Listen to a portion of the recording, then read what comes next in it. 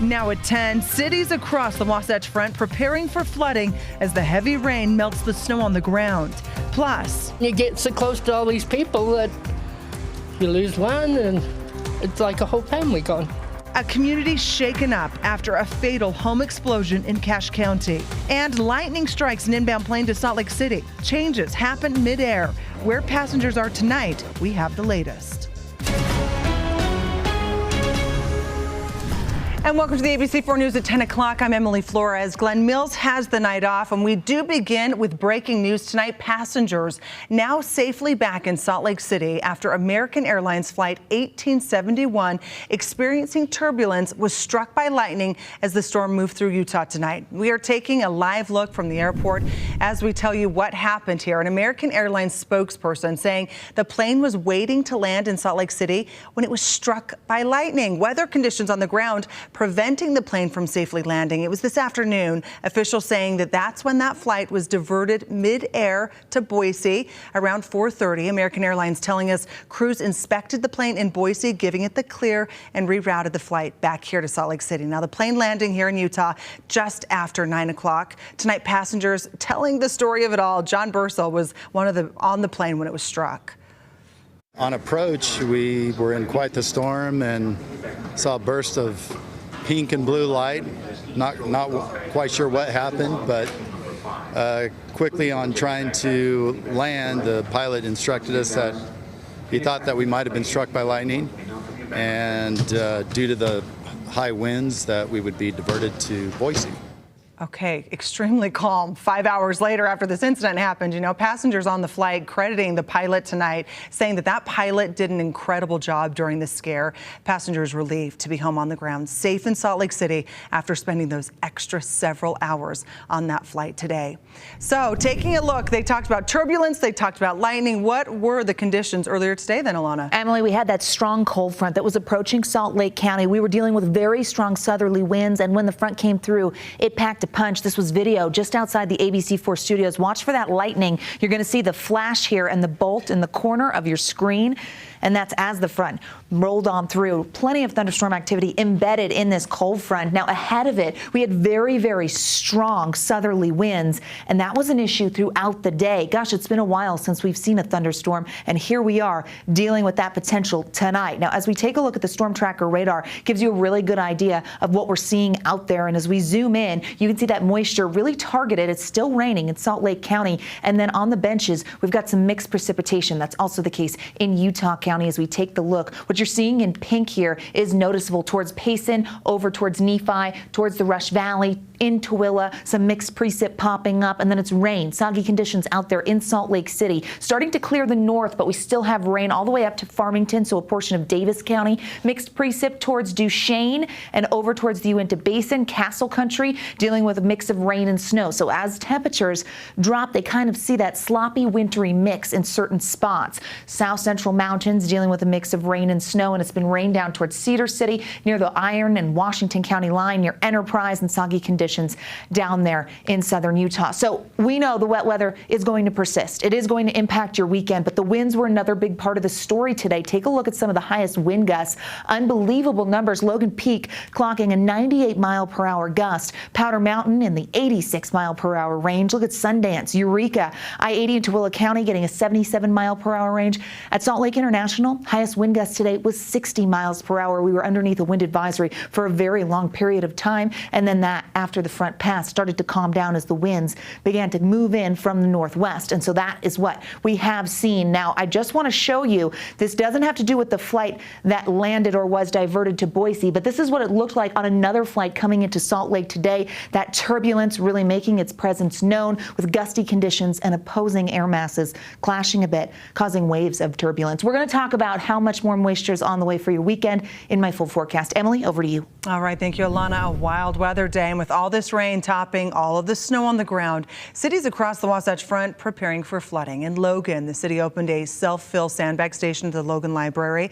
If you live in Logan and want to pick up some sandbags, the city suggests you bring a shovel and cart to haul them away. You can get up to 10 bags. They will be opening up again tomorrow at 10 a.m. And tragedy in Cache County now. A family home explodes, killing one and landing two others in the hospital. The Cache County Sheriff's releasing video of crews pulling victims from the fiery rubble. Could be John and her. Where's the kids? Find John and Where's the ambulance? The mother and son of the family were taken to the hospital. Police saying the father, John Mullen, was found dead under the debris after several hours of searching. Neighbors say this is a tight-knit community, and their hearts go out to the family. And you get so close to all these people that you lose one, and it's like a whole family gone. One neighbor saying they found pieces of the home of the property hundreds of feet away. Another says they could smell propane. Now, the cause of this explosion is still under investigation tonight. And an update out of Taylorsville. 11 officers who shot at and killed a man in 2021 deemed justified after review. 2 years ago, police spotted a man wanted in a parking lot. He was suspected of raping a 15-year-old girl and shooting at her home, we're told. After 90 minutes of negotiations to get 20-year-old Anai Joker out of his car, police say he opened the door and fired at officers. The 11 cops on scene firing back. Today, Salt Lake County District Attorney saying that they were all justified in pulling the trigger. Throughout the evening until the shootout, Mr. Joker conveyed his willingness to endanger and risk people's lives. Police shot Joker 40 times. He died in the hospital later that night. Joker hit 3 officers, sending 2 to the hospital. The responding officers were from 6 different departments, and none of them will face charges. And the Silicon Valley Bank ordered to close by federal regulators. It is the biggest bank to fail since the height of the 2008 financial crisis. Now, the nation's 16th largest bank failed after depositors hurried to withdraw money this week amid anxiety over the bank's health. The FDIC said all insured depositors will have full access to their money no later than March 13th. The federal corporation also saying it will pay uninsured depositors in advance within the next week. Now, this bank closing could impact Utah businesses. Utah Governor Cox taking to Twitter this afternoon saying, in part, quote, over the past 24 hours, we have been closely monitoring the bank's solvency challenges. We recognize the serious impact this has on many Utah firms with significant assets at risk. We will push regulators and federal partners to work quickly for stability, certainty, and solutions. And new at 10, the Centerville Chick-fil-A asking the community to help a beloved employee. This is who you see. His name's Steve. He just had brain surgery. Store operator Kelly Smith says if you have eaten at this location in the last 9 years, you've probably met Steve. She says he's built amazing relationships with guests and employees. Right now, he's struggling with health issues, so Smith started a fundraiser. If you feel compelled or want to help, you can go ahead and find the GoFundMe page on our website, abc4.com. And dozens of animals rescued tonight, 20 dogs and 7 cats from a New Mexico seizure rescued by Best Friends Animal Sanctuary in southern Utah. Now, the dogs and cats were found in an uninhabited area living in makeshift housing by someone looking for rabbits in the rural area. The group of animals are of various ages, big and small in size. All of them seem to be friendly and are getting along with the other animals and staff, we're told. The Best Friends Sanctuary in Kanab, Utah, received a video of the animals from the Deeming Luna Animal Shelter in New Mexico and decided to take them in. We felt really strongly about helping these dogs, one, for both the dogs and the people. The dogs, obviously, in the conditions they were coming from, but also knowing that this is a large number of animals for a shelter like the Deming Luna Humane Society to take in. So we really wanted to be there supporting them in all of their life-saving efforts. All right, the director you just heard from continuing to say that over the next few days, the animals will go through medical intake, making sure that there aren't any major issues going on with them. Once they have completed that, they will be available for adoption in the next coming weeks. And in Salt Lake City tonight, the Girl Scouts of America, Clark Planetarium, Northrop Grumman, and L3 Harris hosting young girls interested in STEM, which of course is science, technology, engineering, and mathematics.